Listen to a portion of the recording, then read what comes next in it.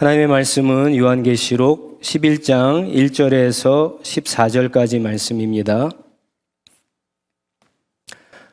새번역 성경으로 한 절씩 교독하도록 하겠습니다. 요한계시록 11장 1절에서 14절까지 말씀입니다. 나는 지팡이와 같은 측량자 하나를 받았는데 그때 이런 말씀이 내게 들려왔습니다. 일어서서 하나님의 성전과 제단을 측량하고 성전에서 예배하는 사람들을 세어라. 그러나 그 성전의 바깥들은 측량하지 말고 내버려 두어라. 그것은 이방 사람들에게 내주었기 때문이다. 그들이 그 거룩한 도성을 42달 동안 짓밟을 것이다. 나는 내 두 증인에게 예언하는 능력을 줄 것이다. 그들은 1260일 동안 상복을 입고 예언할 것이다. 그들은 이 세상을 다스리시는 주님 앞에 있는 올리브 나무 2그루요 촛대 2개입니다. 그들을 해하려고 하는 사람이 있으면 그들의 입에서 불이 나와서 그 원수들을 삼켜버릴 것입니다. 그들을 해하려고 하는 사람은 누구나 이와 같이 죽임을 당하고 말 것입니다. 그들은 자기들이 예언 활동을 하는 동안에 하늘을 닫아 비가 내리지 못하게 할 수 있는 권세를 가지고 있습니다. 또 물을 피로 변하게 하는 권세와 그들이 원하는 대로 몇 번이든지 어떤 재앙으로든지 땅을 칠 수 있는 권세를 가지고 있습니다. 그러나 그들이 증언을 마칠 때에 아비소스에서 올라오는 짐승이 그들과 싸워서 이기고 그들을 죽일 것입니다. 그들의 시체는 그 큰 도시의 넓은 거리에 내버리게 될 것입니다. 그 도시는 영적으로 소돔 또는 이집트라고도 하는데 곧 그들의 주님이 십자가에 달리신 곳입니다. 여러 백성과 족속과 언어와 민족에 속한 사람들이 사흘 반 동안 그 두 예언자의 시체를 볼 것이며 그 시체가 무덤에 안장되는 것을 허락하지 않을 것입니다. 그리고 땅 위에 사는 사람들이 그 시체를 두고 기뻐하고 즐거워하고 서로 선물을 보낼 것입니다. 그들은 이 두 예언자가 땅 위에 있는 사람들을 괴롭혔기 때문입니다. 그러나 사흘 반이 지난 뒤에 하나님에게서 생명의 기운이 나와서 그들 속으로 들어가니 그들이 제 발로 일어섰습니다. 그들을 목격한 사람들은 큰 두려움에 사로잡혔습니다. 그 두 예언자가 하늘로부터 자기들에게로 이리로 올라오너라 하는 큰 소리가 울려오는 것을 듣고 구름을 타고 하늘로 올라가니 그들의 원수들이 그것을 지켜보았습니다. 바로 그때에 큰 지진이 일어나서 그 도시의 10분의 1이 무너졌는데 그 지진으로 사람이 7,000명이나 죽었습니다. 그리고 살아남은 사람은 두려움에 쌓여서 하늘에 계신 하나님께 영광을 돌렸습니다. 둘째 재난은 지나갔습니다. 그러나 이제 셋째 재난이 곧 닥칠 것입니다. 아멘. TV나 신문을 보면 어떤 사고나 어떤 사건의 목격자를 찾는다는 뉴스를 듣습니다. 가끔 동네를 산책하다 보면 잃어버린 개나 고양이를 찾는다는 그런 안내문을 보기도 합니다. 잃어버린 동물을 데리고 있거나 본 목격자를 찾는 것이겠죠. 그때마다 잃어버린 사람들은 얼마나 안타까울까, 참 안 됐네 라는 생각을 하지만 곧 금세 잊어버리고 지나쳐 버립니다. 나와는 전혀 상관없는 문제고 만일 내가 어떤 사건의 목격자라도 사실은 귀찮아서 그렇죠. 시간을 내는 것도 귀찮고 경찰이 찾아와서 뭘 물어보거나 경찰서에 가서 조사를 받는 것도 귀찮아서입니다. 그리고 혹시라도 나와 가족에게 피해가 갈까 봐 어떤 범죄자로부터 보복을 당할까 봐 두려워서 모르는 척 합니다. 한 사람의 목격자만 나타나도 증인 한 사람의 증언만 있어도 억울하게 잡힌 사람이 풀려날 수 있고 사람을 살릴 수 있지만 막상 내가 목격자로 나서고 증언하는 것은 쉬운 일이 아닙니다. 봐도 못 본 척, 들어도 못 들은 척 하는 것이 지혜로운 행동이라고 생각하는 것이 오늘 사람들이 살고 있는 이 세상의 이치입니다. 하지만 교회는 달라야 하죠. 저와 여러분 그리스도인들은 세상 사람들과 다르게 행동해야 합니다. 본 것을 봤다고 이야기하고 들은 것을 들었다고 얘기해야 되고 우리가 경험한 것을 경험했다고 말해야 합니다. 특히 교회는 보고 듣고 경험한 예수 그리스도를 위해 복음의 목격자로 증인으로 살아가야 합니다. 그것이 교회가 이 세상에 있는 이유이고 우리가 지금 살펴보고 있는 마지막 심판과 죽음으로 달려가고 있는 이 세상 사람들을 구할 수 있는 유일한 방법이기 때문에 그렇습니다. 오늘 말씀은요, 10장에 이어 계속해서 6번째 나팔 그리고 7번째 마지막 나팔 심판 사이에 일어난 두 가지 예언을 소개하고 있는데 이 두 예언은 다 마지막 시대에 교회가 어떤 사명과 어떤 역할을 해야 하는가에 대해서 우리에게 주시는 말씀입니다. 1절과 2절은 성전을 측량하는 예언이고요. 3절부터 14절은 두 증인에 관한 예언의 말씀입니다. 구약 성경에서 성전을 측량하는 것은 여러 가지 의미가 있지만 가장 중요한 것은요, 하나님의 보호를 의미합니다. 하나님께서 그 성전을, 측량한 성전을 보호하신다, 거기에 임재하신다라고 하는 뜻이죠. 신약 성경에서 성전은요, 예수 그리스도의 몸을 의미하죠. 그리고 성령이 거하시는 우리 한 사람 한 사람이 성전이라고 그렇게 이야기합니다. 옛날 하나님의 백성이 아니라 그리스도 안에서 새로 태어난 부활한 몸, 교회를 성전이라고 그렇게 말씀하고 있습니다.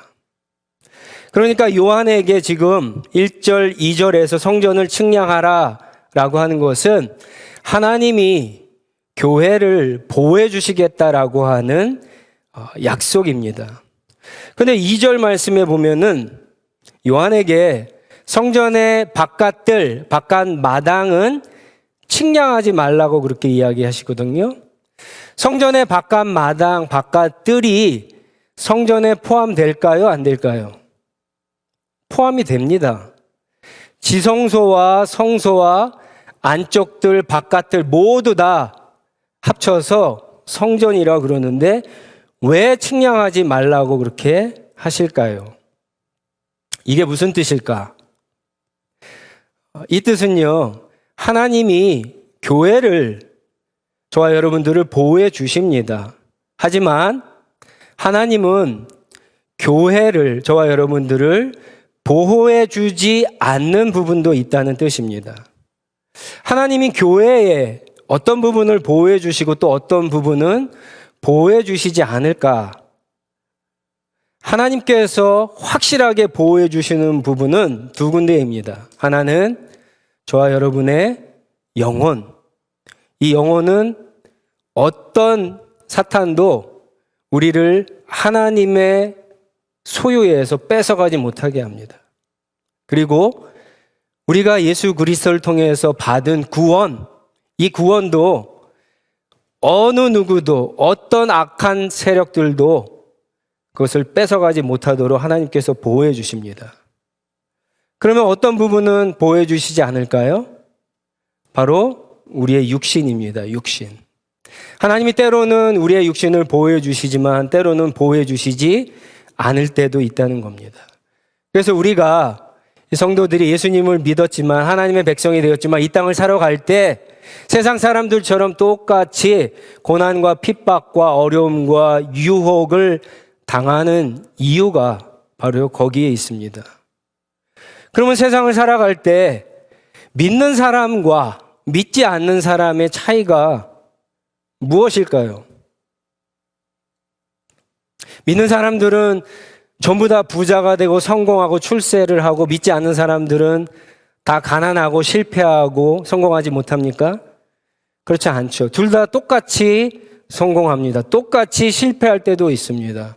똑같이 좋은 일을 당하고 똑같이 나쁜 일을 당할 때가 있습니다. 둘 다 나이가 들면 병에 걸리고 둘 다 나이가 들면 죽기도 합니다. 그런데 믿는 사람은 어려움을 당할 때, 고난을 당할 때 다르죠. 금세 평강을 찾습니다. 그 사람 속에는 기뻐하며 그 상황 속에서도 만족함을 누립니다. 그런 어려운 상황 속에서도 믿는 자들은 힘을 냅니다. 심지어 죽을 때에도요, 죽는 것이 두려워서 벌벌 떨다가 죽는 것이 아니라 소망 가운데 그 죽음을 맞이하기도 합니다. 하지만 믿지 않는 사람들은 다르죠. 고난을 당하고 어려움을 당할 때 힘들어합니다. 그것을 잘 극복하지 못합니다. 정신이 멘탈이 무너지고 삶이 피폐해지고 망가집니다. 그리고 가장 큰 차이는요, 죽음의 그림자가 가까이 올 때 두려움에 떨다가 죽음을 맞이합니다. 여러분, 어차피 성도는 썩어 없어질 육신을 버리고 부활의 몸을 입어야지, 새로운 몸을 입어야지 영원한 하나님의 나라에 들어갈 수 있는 자격이 있습니다. 그래서 하나님이 보시기에 우리의 육신은 사실은 그다지 그렇게 보호하고 평생을 살도록 그렇게 지켜줄 만한 것이 아니죠. 육신의 죽음은 성경에서는 오히려 새로운 시작이라고 그렇게 이야기하는 겁니다. 성도들에게. 또 십자가를 생각할 때마다 어떤 피조물도 끊을 수 없는 하나님의 사랑이 우리를 붙잡고 있음을 우리는 압니다. 우리 주 예수 그리스도께서 십자가를 통해서 완성하신 구원이 어느 누구도 건드릴 수 없다는 사실 우리는 압니다. 그리고 우리가 이 땅을 살아가면서 하나님 앞에 기도할 때마다 세상이 알 수도 없고 줄 수도 없는 평강과 기쁨과 만족과 새 힘과 소망을 우리에게 공급하시기 때문에 우리가 그것을 얻기 때문에 믿지 않는 사람과는 다르게 우리가 세상을 살아갈 수 있는 겁니다. 여러분들 이 진리를 믿으세요? 이 진리를 여러분 누리고 계십니까?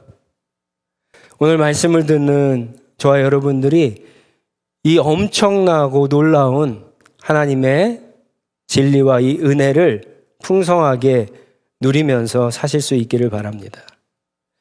자, 여기까지가 성전 측량의 얘기고요. 그 다음에 3절부터 14절까지가 두 증인에 대한 이야기인데 여기서 말하는 두 증인이 누구이냐? 어떤 사람들은요, 두 증인, 그래서 신약과 구약이라고 해석하는 분들이 있어요. 또 어떤 사람들은 복음과 율법이 아니냐 그렇게 해석하는 사람들도 있어요. 여러분 본문 말씀 6절에 보면은 이 6절 말씀을 근거로 해서 이 두 증인은 구약시대 엘리야나 모세가 아닌가 그렇게 해석하는 사람들이 있습니다. 왜 그러냐면은 하늘을 닫아 비가 내리지 못하게 한 적이 있었죠. 엘리야가 기도했더니. 그 얘기를 지금 6절에서 하고 있거든요.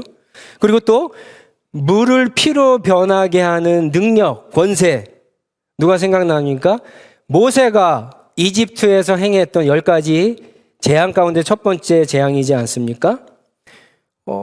이것을 근거로 해서 이 두 증인은 엘리야와 모세다라고 해석하기도 합니다. 상당히 일리가 있죠.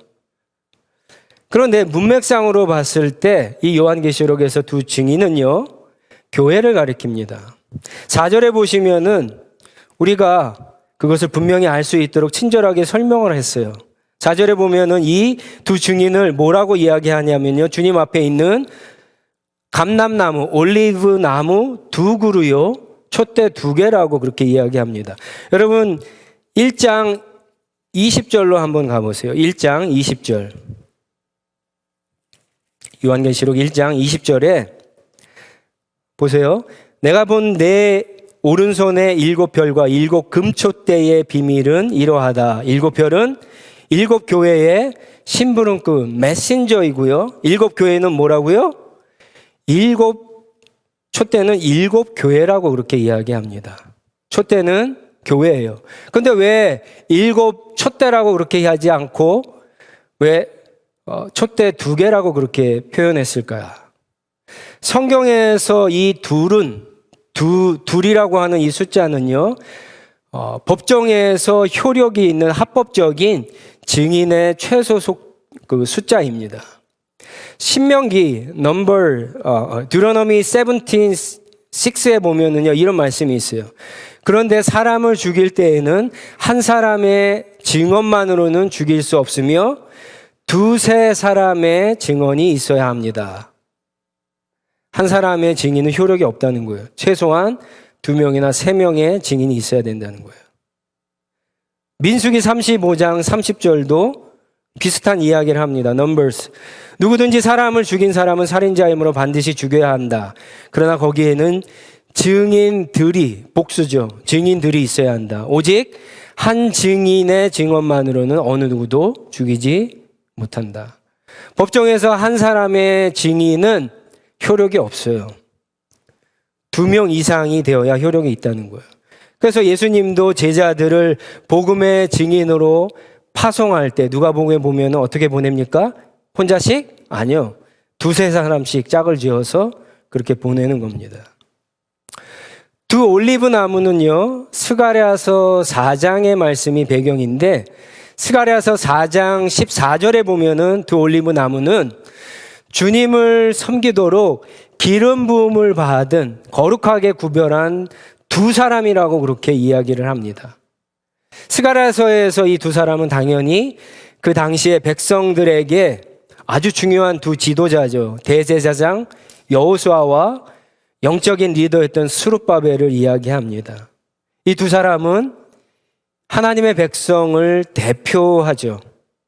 따라서 이 두 증인은 주님을 충성되게 섬기는 교회를 대표하고 의미한다고 할 수가 있어요. 3절에 보면은 하나님은 마지막 때 이 두 증인, 교회에게 어떤 사명과 능력을 주십니까?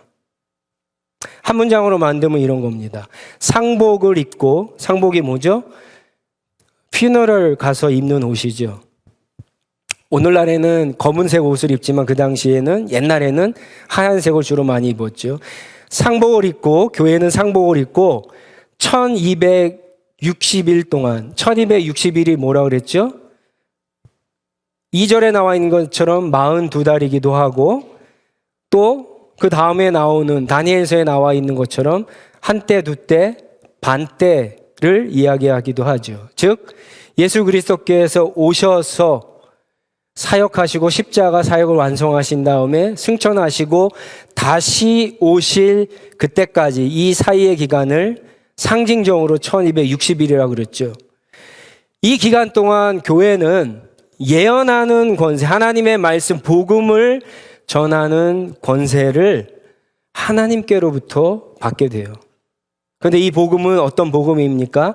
상복이 의미하듯이 슬픔과 눈물과 회개를 뜻하는 그러한 복음이죠. 이 기간 동안 세상을 향해서 교회는 죄를 슬퍼하고 돌이키는 회개의 복음, 그리스도의 복음을 전해야 된다는 사명을 주셨다는 거예요. 그리고 교회가 이 복음을 전할 때 어떤 일이 나타납니까? 교회를 방해하는 사람들, 교회를 해하려고 하는 사람들에게 구약시대 엘리야와 모세와 같은 그런 능력을 주셔서 이 복음 사명을 감당케 하실 것이다 라고 약속을 하십니다. 한 번은 아하시야 왕 때 이 아하시야 왕이 군사 50명을 보내갖고 엘리야를 잡으려고 했을 때가 있었습니다. 그때 엘리야가 어떻게 합니까? 하나님 앞에 기도를 했더니 하늘에서 불이 내려서 이 50명의 군사들을 태워 죽인 적이 있었는데 5절 말씀이 바로 그 뜻이에요. 불이 나와서 그 원수들을 삼켜버릴 것입니다. 이 엘리야와 같은 능력을 주신다라고 하는 거예요. 또 한 번은 엘리야가 기도를 했더니 어떤 일이 있었습니까? 3년 반 동안에 비가 내리지 않는 그런 적들이 있어요. 모세가 한번 지팡이를 휘두르니까 이집트 왕궁에서, 이집트 전역에서 10가지의 놀라운 역사들이 나타났는데 그런 권능을 교회에게 주셔서 하나님께서 이 말세에 하나님의 복음을 전하게 하시겠다라고 하는 말씀입니다. 자, 여러분 어떠세요? 저와 여러분 교회가 이 능력을 받았어요. 이 권능을 받았어요. 그러면 우리가 지금 이 권능을 가지고 세상에게 복음을 전하면 세계 복음화와 전도가 빨리 이루어져야 할까요? 이루어지지 않아야 될까요? 이루어져야죠. 이루어져야죠. 근데 이루어지지 않고 있어요. 오늘 본문 말씀에 보면은요, 그것이 이루어진다라고 하는 말씀이 없어요. 예언의 말씀이 없어요. 7절을 보면은 이런 말씀이 있어요. 그들이 증언을 마칠 때에, 그들이 예수 그리스도의 복음의 목격자로서 증인으로서 세상을 향해 증언을 끝냈을 때, 복음을 다 전했을 때에 거기까지는 하나님께서 약속을 하셨어요. 근데 세상이 복음화된다, 모든 사람들이 그 권능의 복음을 듣고 하나님께로 돌아오는 역사가 있을 것이다 라고 하는 약속은 없어요. 오히려 복음이 다 전해졌을 때 어떤 일이 나타납니까? 7절에 아비소스가 뭐죠? 옛날 성경에 무저갱, 밑바닥이 없는 깊은 구덩이로부터 짐승이 하나 올라옵니다. 이 짐승은 뭐였죠? 사탄이죠, 사탄이 올라와서 이 두 증인 교회를 죽여요.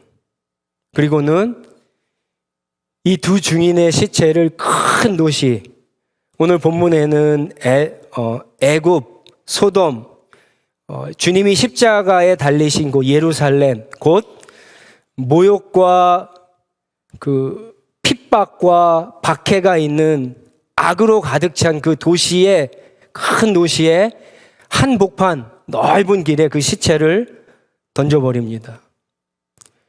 잔인하게 그것을 던지고는 묻지도 않아요. 그 시체를 잘 무덤을 만들어줘서 묻어주지도 않아요. 그리고는 세상 사람들로 하여금, 그 도시에 사는 사람들로 하여금 그 시체를 보게 해요. 그리고 그 시체를 즐기게 해요. 그리고 선물을 서로 나누면서 파티를 열게 합니다.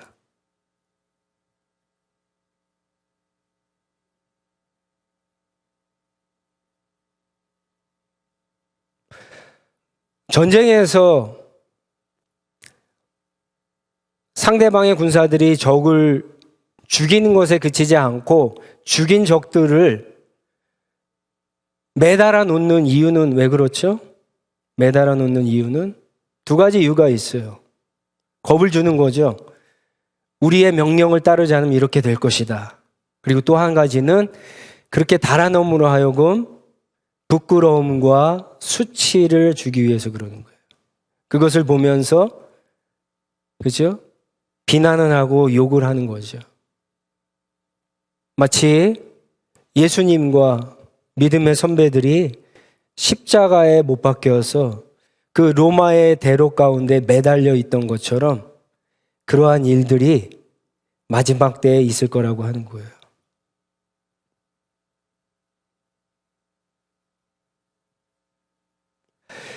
교회의 적이 누굴까요? 교회의 적이 우리가 굉장히 오해하는 부분들이 있어요. 우리는 어떤 사람들이 교회의 적이라고 생각을 해요. 복음의 적이라고 생각을 해요. 우리가 인생을 살아가면서 우리 앞에 나타나는 큰 문제들, 어려움들이 우리의 적이라고 생각을 하는데 성경이 보여주는 교회와 복음의 적은요, 사탄이에요. 여러분, 사탄은 절대로 우리 한 사람 한 사람, 우리가 특별히 예수님을 잘 믿으려고 할 때, 복음을 전하려고 할 때 우리를 그냥 두지 않습니다. 반드시 어떤 수단과 방법을 써서 우리를 공격합니다. 우리가 많은 사람들이 보는 앞에서 큰 도시에 버려짐을 당할 수 있어요. 이것을 문자적으로 해서 진짜 순교할 수 있느냐, 그럴 수도 있어요. 그런데 저는 이 말씀을 이렇게도 해석해 볼 수 있다고 생각해요. 죽지는 않죠. 육신적으로 죽지는 않아요. 그렇지만 세상에서 비난과 부끄러움과 수치를 우리가 당할 수 있다는 거예요. 그렇지 않습니까, 오늘날? 근데 여러분 생각해 보세요. 교회가 아무것도 안 하는데 세상으로부터 손가락질을 받고 수치를 받는다고 하면 여러분 얼마나 우리의 모습이 어리석습니까? 그러나 우리가 하나님이 우리에게 주신 복음을 가지고 이 복음의 증인으로 목격자로 세상에 증언을 해다가 이런 수치와 이런 손가락질을 당할 때 그것은 하나님 앞에 큰 상급이요 영광이 되는 거예요. 교회는 그것을 위해서 부름을 받은 거예요. 마지막 때에 사탄이 교회를 진짜 죽일 수도 있지만 이렇게 세상 사람들에게 수치와 웃음거리로 우리를 만들 수 있습니다. 이게 더 무서운 거예요. 사탄의 공격이 이렇게 잔인합니다. 교회가 세상을 괴롭히거나 못 살게 군 것도 아닌데 사실은 못 살게 굴었죠. 아까 상복을 입고 그들의 죄를 지적하고 회개하고 돌이키라고 하는 복음을 전했으니까 마음에 찔렸죠. 찔림을 받았던 사람들이 어떻게 했습니까? 사도행전에 보면은 스데반을 돌을 던져 죽이지 않습니까? 그런 일들이 이대로 난다는 거예요. 10절 말씀에 보면은요, 사람들을 괴롭혔기 때문에다 그랬는데 실제로 괴롭힌 게 아니거든요. 교회는 세상을 괴롭히는 존재가 아니죠. 세상을 오히려 구원하는 존재죠. 그들이 그렇게 복음을 받았을 때에 그렇게 느꼈을 뿐이에요.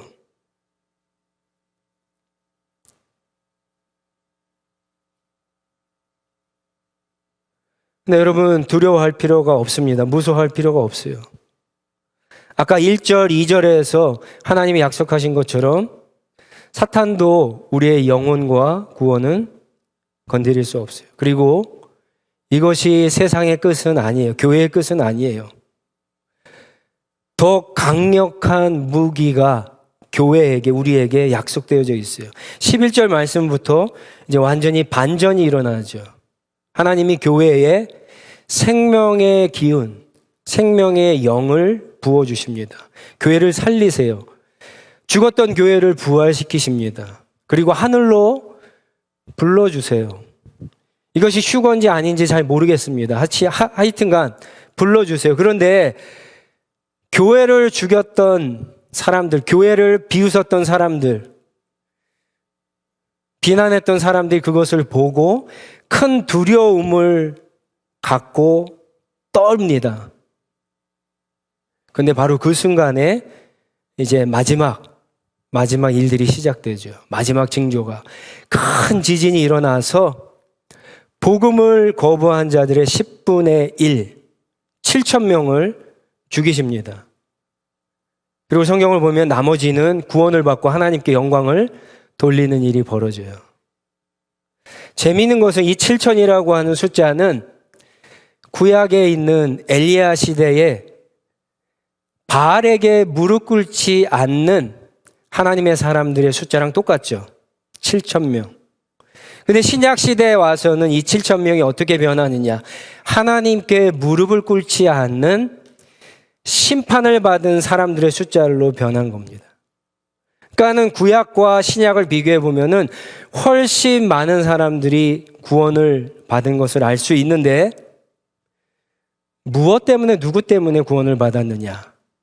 바로 수치를 당하면서까지 하나님의 명령을 따라서 목격자, 복음의 증인을 노릇한 이 교회를 통해서 하나님께서 이 놀라운 역사를 이루셨다는 거예요.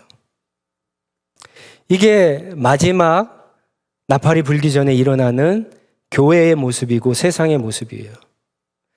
이 마지막 시대에 교회가 복음을 전하는 것이 이 사명이 얼마나 중요한지 모릅니다. 여러분, 요한계시록을 잘 읽다 보면 교회가 이 사명을 감당하지 않고는요, 죄인들이 하나님 앞에 돌아올 수 있는 방법이 없어요. 하나님의 재앙과 심판이 계속해서 일어나고 있죠. 7인, 7나팔, 7대접의 심판들이 일어나고 있는데, 여러분, 요한계시록 9장 20절, 21절 말씀 기억나세요? 그런 심판이 나는 가운데 그 심판을 보는 세상이 어떻게 했어요? 회개했습니까? 회개하지 않았어요? 회개하지 않아요. 16장 8절, 11절 말씀에 가도 똑같은 일이 반복이 돼요. 하나님의 그 무서운 심판이 강도가 높아지는데 그것을 보면서 내가 잘못했구나. 하나님이 살아계시구나. 예수 그리스도의 복음을 받고 회개하고 하나님께로 돌아가야 되겠구나. 그렇게 해야 되는데 그러한 일들이 일어나지 않아요. 회개하지 않아요. 오히려 우상을 더 섬깁니다. 하나님을 대적하는 것이. 그래서 마치 심판이 정해진 것이 마땅한 것처럼 마지막 순간에 그런 일들이 벌어지는 거예요. 사람들이 구원받는 것은 하나님의 심판을 보면서 구원받는 것이 아니라 교회가 전한 복음을 통해서 하나님이 그것을 사용하셔서 많은 숫자의 무리들이 하나님께로 돌아오도록 구원을 받도록 그렇게 역사하시는 거예요. 그게 마지막 시대에 하나님이 사용하는 방법입니다. 이것밖에는요, 세상을 살릴 수 있는 하나님이 다른 방법을 주신 그런 것이 성경에 없기 때문에 그렇습니다. 그러니까 교회가 어떻게 해야 되죠? 겁내지 말고 두려워하지 말아야 돼요. 교회는, 저와 여러분은 하나님의 보호를 받고 있어요. 그리고 생명의 영을 받을 우리들이기 때문에 그렇죠. 여러분, 세상이 혼란하고 어렵죠? 이런 시대에 많은 사람들이 영웅을 기다리고 영웅을 필요합니다. 영웅을 찾습니다. 근데 여러분, 세상을 잘 보세요. 역사를 한번 잘 돌아보세요. 어떤 한 사람의 영웅이 세상을 구한 적이 있는가? 그들의 영혼의 문제를 해결한 적이 있는가 한번 봐보세요. 없어요. 세상 사람들 잘 봐보세요. 그들이 하나님을 대적하며 피를 흘리며 죽어가고 있지만 여러분, 그들이 정말 필요한 것은 영웅이 아니라 복음의 목격자와 증인입니다. 이 시대가 정말 필요로 하는 사람, 하나님이 이 시대에 정말 필요한 사람은요, 목격자와 증인입니다. 세상에 영웅이 되려고 하지 마세요. 여러분, 복음의 목격자, 복음의 증인이 되시기 바랍니다. 예수님을 따라다니는 수많은 군중과 무리가 되지 마시고 증인이 되시기 바랍니다.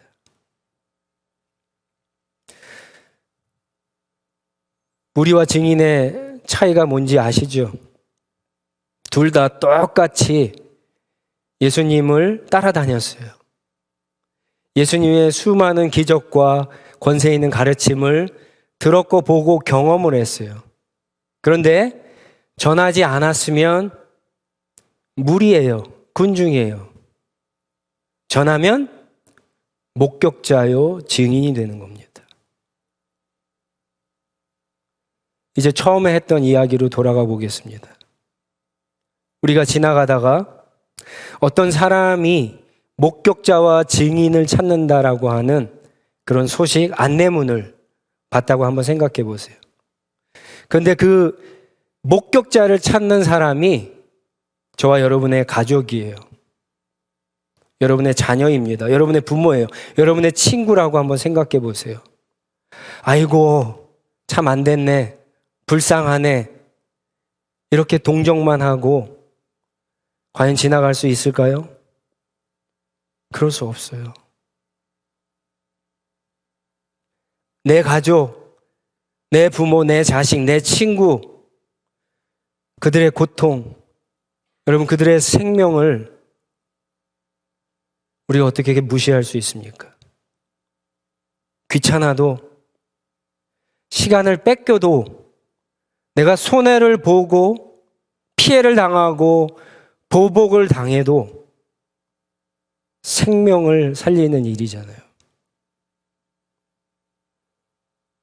목격자로, 증인으로 나서시기 바랍니다.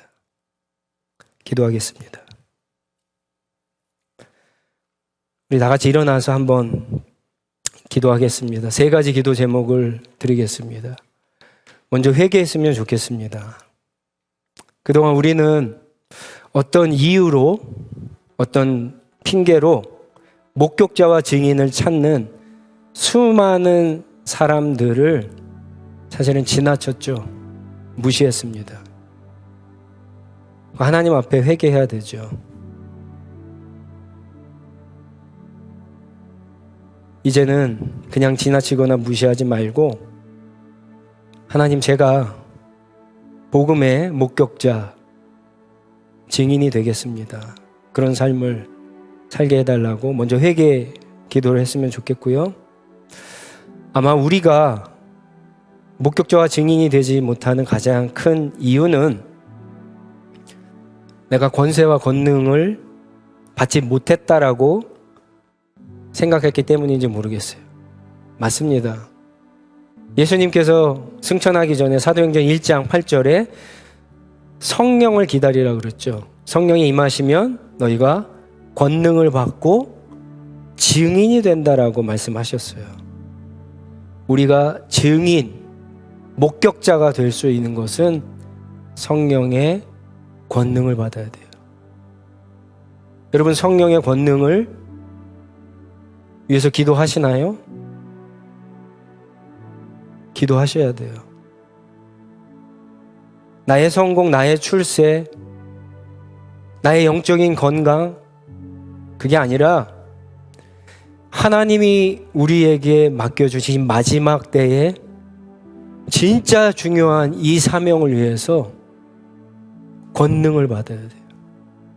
이건 주님의 약속이에요. 주님이 약속하셨죠? 하나님, 나에게 말씀을 전하는 권세, 이 권능을 나에게 충만히 부어달라고 여러분 기도하셔야 됩니다. 그래서 우리의 삶 가운데, 우리 하늘시학교의 모든 사역들 가운데 하나님의 성령께서 살리는 그런 역사, 열매가 나타나야 되려고 그렇게 기도했으면 좋겠습니다. 그리고 마지막 한 가지는요, 우리 선교사님 편지 받지만 사실은 목회 현장보다 더 힘들죠. 우리 선교사님과 선교지가 힘든데 우리가 후원하는 선교사님들 위해서 한번 기도했으면 좋겠습니다. 힘들고 어렵지만 그럼에도 불구하고 계속해서 복음의 목격자, 증인된 우리 선교사님들의 사역이 중단되지 않고 오히려 이 어려운 때의 마지막 때에 더 큰 하나님의 역사가 나타나게 해달라고 한번 합심해서 함께 기도하겠습니다.